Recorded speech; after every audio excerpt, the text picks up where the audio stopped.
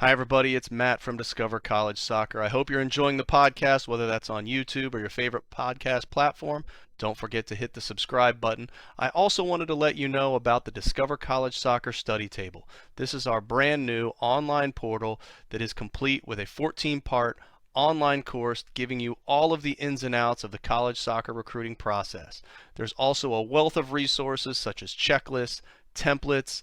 There's the spreadsheets that have every soccer program in the country, along with their coaches, their contact information, their social media information, some basic stats about the school, and more. Plus, there's an online community where you can ask your questions, share your wins, your losses, any questions that you may have around the college soccer recruiting process. It's all there at the Discover College Soccer study table that you can find at discovercollegesoccer.com/study table, and hopefully we will see you there. Hi, everybody. Welcome to Discover College Soccer. Today, I'm lucky enough to be joined by Coach Mike from Wartburg. Welcome, Coach. Thank you, Matt. Appreciate you having me. Yeah, thanks for being here. I know you guys got a stellar program out there in Iowa, and I got the soft spot for the D3s in my heart. So thanks for joining us. It's the end of May. I'm 99% sure you are probably totally wrapped up with your 23 class. Is that right? Yes. Yeah. Yep. So I know you've moved on to 24s, but are you even looking at 25s at this point? Kind of what does your standard recruiting calendar look like each year?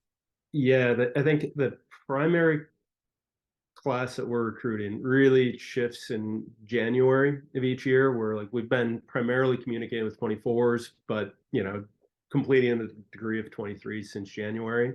And then it's right about this time where we'll begin identifying 25s. Though our communication with the 2025s really won't pick up until we get into that December, January time period. Okay. Now, one of the questions people ask me all the time is, what is the mix of coaches finding players randomly versus players reaching out to coaches to get on their radar and get seen and all that kind of stuff. Can you give me an idea of kind of what that mix looks like for you guys in a typical year? Yeah, I'd say it's probably 60 to 70% of the players on our roster are guys that we've initially identified and contacted.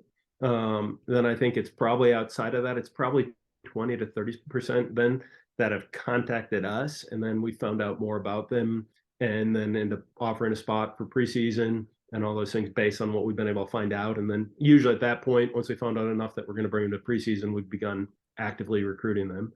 And then there's probably it's probably about 5% of our roster would be guys that we didn't know much about that contacted us when they're here at Wartburg, and some have ended up being very good players for us. We have a Japanese student who, likely will see regular first team minutes for us this next fall, who we really didn't hear from until he was already a student here at Wartburg. Okay. So then if most of your roster, we'll just say a majority, is somebody you've identified, Yeah. how is that identification taking place? Is it primarily at events? Is it through club coaches? Is it, what does that look like?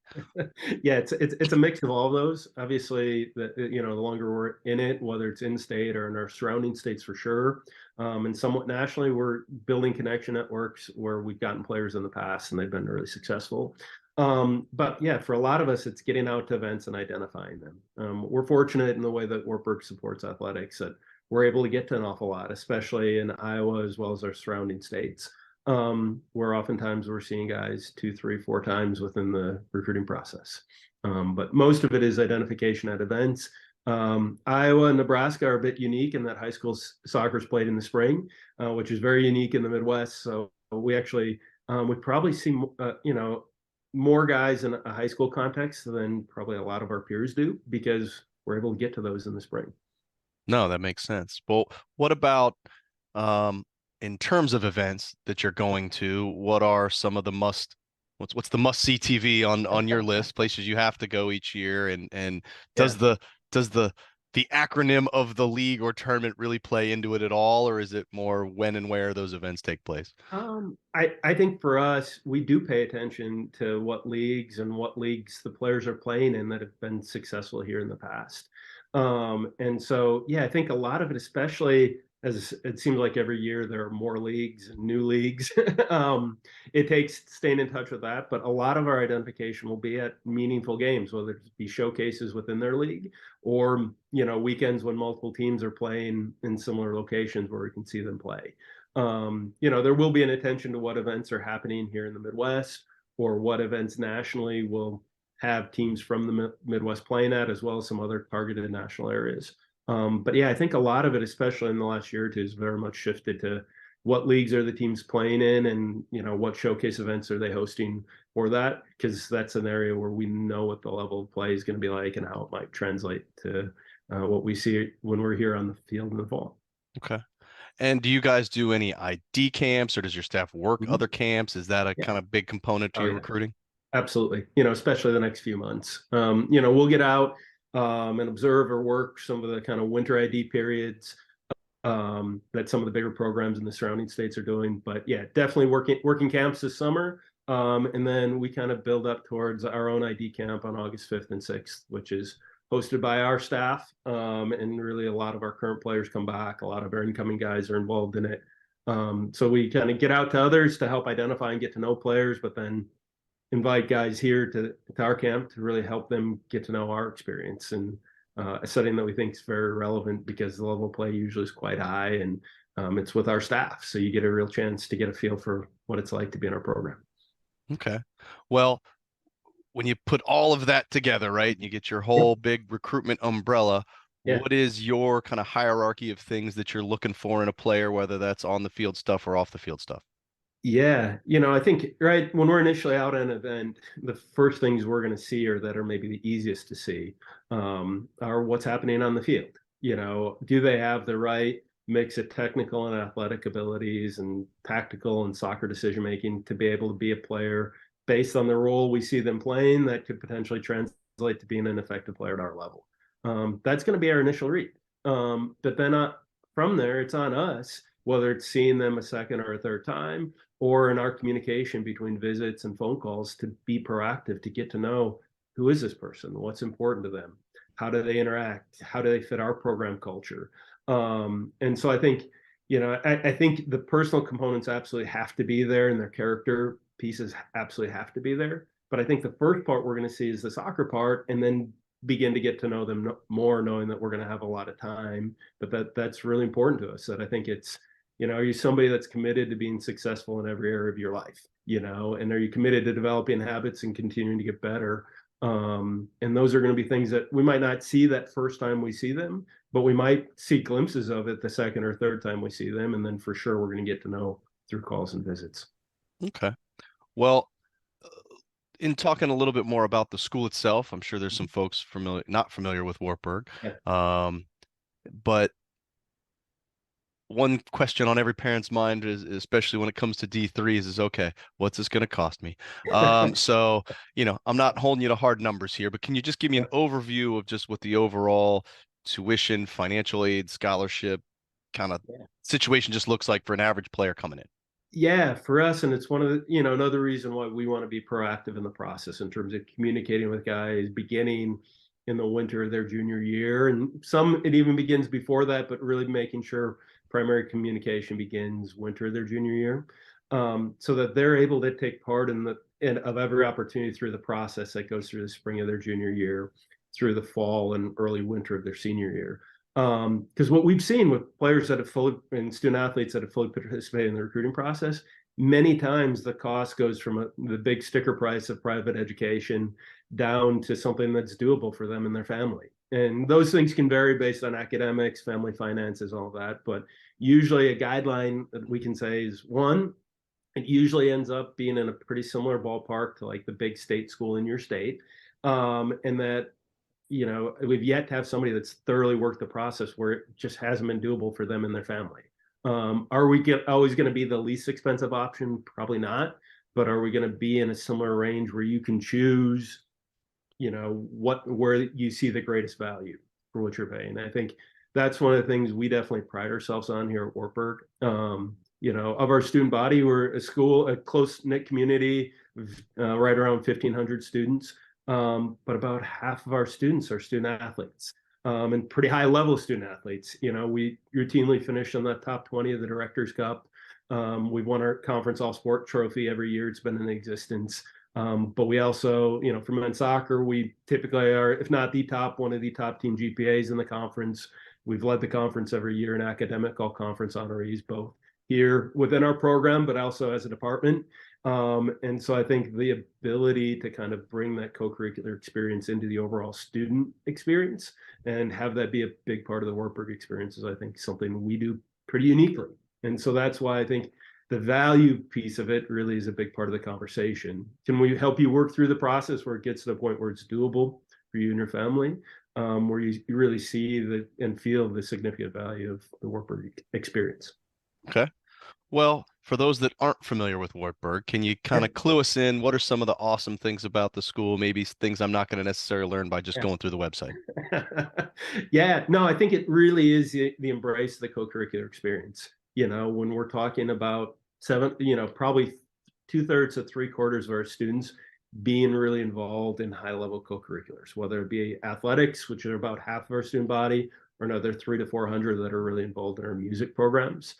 That experience, like the embrace of that, but then also paired with really strong grad placement statistics, I think is something that makes us truly unique. Another part of it that I think the guys really appreciate once they're here, we have what's known as a fall semester. Then our second, and that's the same as everybody else. Our winter semester is our second semester, which begins a little earlier in January and wraps up mid-April. And now we're actually just wrapping up our May term. So all the students have a May term experience that for some can be very immersive, travel abroad or internship based. For others, it's you're on campus, the weather is gorgeous, and you have one class a day. Granted, it's for 3 hours, but one class a day. And there's training and a lot of, whether it's some of our non-traditional season stuff or whether it's intramurals, there's a lot of things going on campus too. So I think that's kind of the May term experience is kind of unique, but definitely something that's helped with whether it's the co-curriculars or experiential learning, like internships or study away opportunities too. Okay.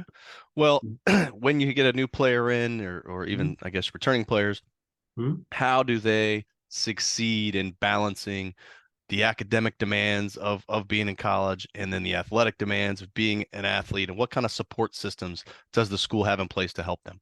Yeah, I think the starting place, again, talks about how the co-curricular experience is embraced. That's something, whether you go across our faculty or, support staff and academic resource centers and student life, I think that's a huge part of it. I mean, one of the stories I always tell people, when I got here in January, that first winter, our women's basketball program hosted the first 4 rounds of the NCAA tournament. And those weekends actually fell during a break period for us. But the arena was full, and like the section I was sitting in, I think I saw 9 or 10 faculty members in that same section. And so I think that connection with the campus community and the fact that, whether it be academic, athletic, support personnel, they really embrace the co-curricular and athletic experience. So I think that's a starting point that helps us. I think our professors tend to understand there may be missed class time, but we're also focused, and we're fortunate that we're in a place where we're pretty centrally located, whether it's the density of top Division III programs within Iowa or the adjacent states, or whether the fact that we're centrally located within our conference, where there's really minimal missed class time for conference competition. I think some of those things help us to transition the students here, but a big part we've definitely worked on with our players about being welcoming, valuing difference, helping others to feel included when they get here. I think our guys have done a good job of really developing that. And that those are things we can develop during preseason to help our first years feel like they have a really solid foundation as classes start. Okay. Well, you mentioned a little bit being centrally located in your conference and helping to minimize travel time, but can you just real quick, what would an average week look like for a player during the season in terms of when's class, meals, practice, what's the game cadence, just kind of what an average week look like? Yeah, it depends a little bit whether we're in our conference stretch of the season or in our non-conference stretch. The non-conference stretch, we tend to group games, whether it be Thursday, Saturday, Friday, Sunday, where we have a little bit longer of a training block at the start of the week and then games more towards the end of the week. In conference play, we'll typically play every Saturday, then a Tuesday or Wednesday, then a Saturday. So maybe I'll use that week. If we've just come off from a game on Saturday and our next game's not going to be until Wednesday, Sundays are off day. During the academic day, our training block and anything we do from a median or strength and conditioning standpoint is between 3:45 and 6:30. And really a lot of that, the academic day here is set up where there's a pretty clear activity block where there aren't classes happening, where that can be the focus. So our guys, basically their academic day, if you look between 8 a.m. and 3:45 p.m., they're students and they're students first, and they're probably going to have about 3 to 4 hours of class during that time. But that also means 3 to 4 hours of free time during that they can choose how they want to use. And I think that's a big part of us helping them with their transition, is how to handle that time. But then we're fortunate from a facility standpoint, whether it's, a state-of-the-art weight room that I think, is among the best in Division III, to having grass practice field, turf practice field, grass game field, all near a classroom facility that's right there. So we're pretty fortunate with the facilities we have that we can be really efficient, moving from any of the stuff we need to do between opponent scout, video on us, any maintenance, strength and conditioning stuff. We can do that in that 3:45 to 6:30 window, where the guys are in the locker room, they're showered, they're in the cafeteria, they're ready to study by 7:30. So I think it becomes a really doable, academic athletic balance on the training days. That would be kind of Monday, Tuesday. Tuesday might be a little bit shorter of a session on the field as we're preparing for a Wednesday game. Wednesday game, if we're at home, we've got lights on our game field, so typically a kickoff in the evening, so not missing class time for home games. But then even travel, most of our opponents in conference are about 2 to 2.5 hours away. And so even if we're traveling there, you maybe are missing an hour to a class. We're leaving early to mid-afternoon. Then it'd be a return that night. We would train and do kind of a regen session the next day on that Thursday, match prep session on Friday, go play Saturday. So really in a given week in conference, we're maybe missing an hour or two of class at most. And we feel like on the training days, the academic athletic balance is really healthy. Okay. Well, let's talk a little bit more about the soccer side of things. Is there, we were talking recruiting earlier, but is there a roster size that you find is ideal that you're trying to hit each year? What does the roster makeup look like? Yeah, so our goal is to have a roster in the 40s. The reason we define that, this is a program, and you can actually see some of the All-Americans in the background behind me. Those are a unique part. I'll come back to it. Actually, these sketches are the 7 All-Americans in program history. There's a bar and grill just across the street called Joe's Nighthawk that has sketches for every All-American in athletic department history. So at a place like this, that I think every wall is full with sketches like this. So these are the duplicates. But no, for us, from the recruiting standpoint, we target, because we've been nationally competitive for the better part of the last 20 years. It's going to be hard, no matter who you are, to be guaranteed you're going to find minutes in that first year. But this is also a school where, apart from these COVID years, everybody's graduated in 4 years. And so their guys aren't doing an extra semester just to play more soccer. So being able to help them to get as much out of their experience, I think it's really important that we play a weekly reserve team game. And so we found that carrying a roster in the 40s allows us to be able to help those players transition in, who are eventually going to be really impactful in our program. But at the same time, we're not going over the top where we can't provide a good experience for them in year one either. So that reserve team schedule, we found being in the 40s is really important, because if you take a few injuries, all of a sudden you have to start thinking about canceling reserve team games, and that doesn't help anybody. So yeah, that's why we're usually somewhere in that number. Okay. Can you tell me about your staff? What, how many do you have? What role does everybody play? What's your staff situation look like? Yeah, for sure. So head coach, full-time at the college with minimal secondary duties. We also have a full-time assistant coach, Christian Cordon, who, his office is just next door. Christian, is here. He's, in his 3rd or 4th year of college coaching, but has a pretty phenomenal background.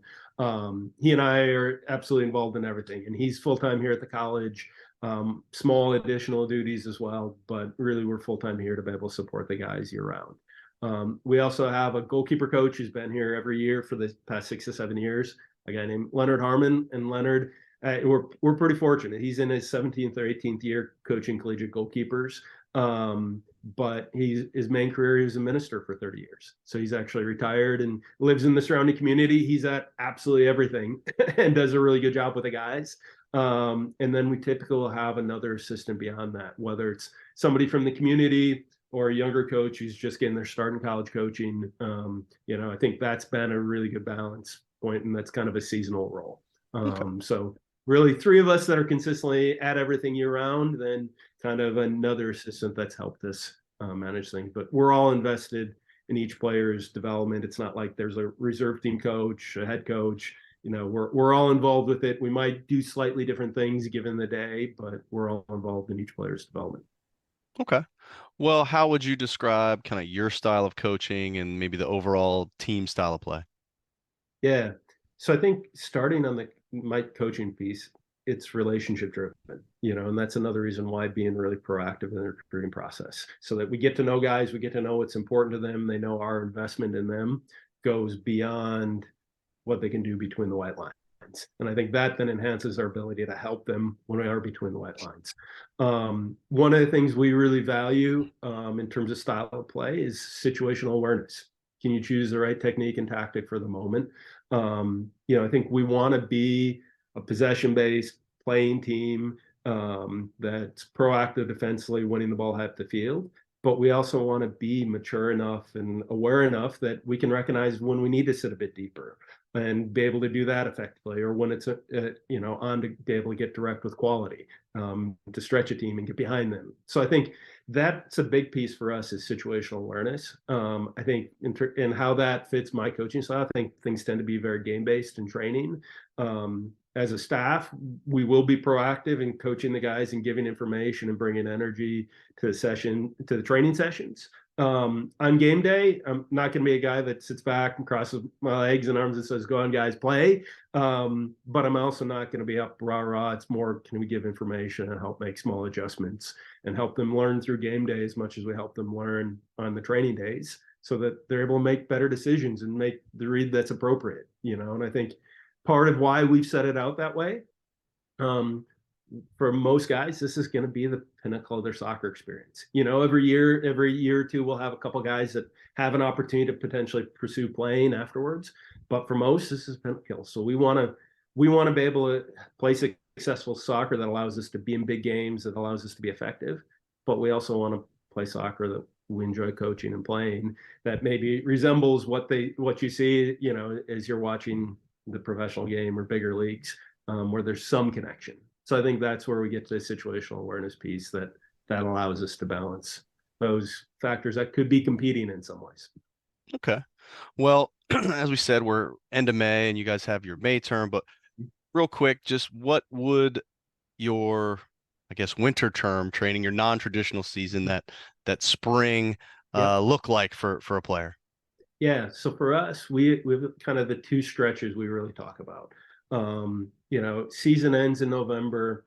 A lot of that, we may have a couple sessions there after our season's done to be able to help transition the group for the next year. We'll do end of season individual meetings at that time. And then really those first couple weeks of December, there will be a little bit of transition time where they're with our strength coaches 1 to 2 times a week and maybe playing pickup 1 to 2 times a week. But at that point, it's more, from mid-November through the end of December, it's about get your body healthy, make sure your semester finishes well, and then let's be ready to go when we get back to campus in January. In January through mid-March is kind of our winter off-season stretch. Our guys are with our strength coaches 3 times a week. It's typically been Tuesday night, Thursday night, and Saturday, kind of mid-morning. The guys, and it's been something that's been here for well before me, but our guys actually divide and split up into 4 teams and play a futsal league on Monday and Friday mornings before class. They keep standings, they play placement games. There's a lot of energy around that. And then they'll usually play pickup 1 to 2 times a week in addition to that. So kind of doing things 5 to 6 times a week, where kind of 3 days of the strength and conditioning development and 3 to 4 days of playing. Once we hit mid-March, that's typically when we'll do the first portion of our non-traditional season. Previously at the Division III level, we've gotten 16 contact dates, with one being against outside competition and another, one could be against outside competition, another could be our alumni game.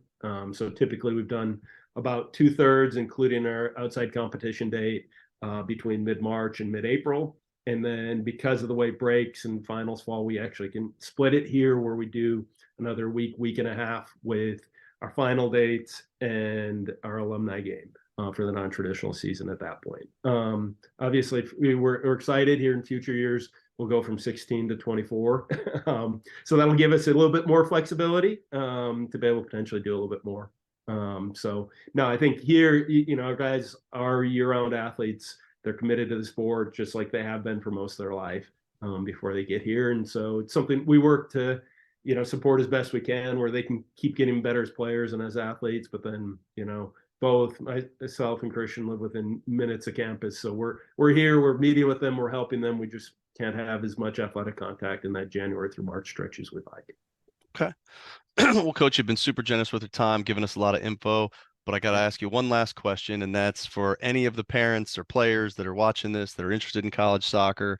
If you had one piece of advice, one nugget, one thing you would want them to know about this whole college soccer world and recruiting and picking a school and all these things, what do you think that one piece of info would be?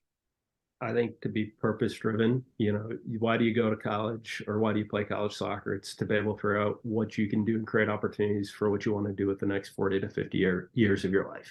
And that's pretty significant. And you may not know right away, but to be proactive with the process, so that you have options, and you have options when the programs that are well run and the coaching staffs that are proactive are looking for players, that you have options and you're ready to take advantage of those, so that you can get in the best spot to help yourself have a great 4 years, to be at, kind of a personal pinnacle there that sets you up to be in an awesome spot for the next 40 to 50 years. Couldn't agree more, Coach. Love it. Wish you the best of luck on your upcoming season. And if you get to any of the recruiting events down here in Bradenton, Florida, give me a shout. Would love to reconnect. All right. Will do. I appreciate it. Thanks, Matt. Thank you.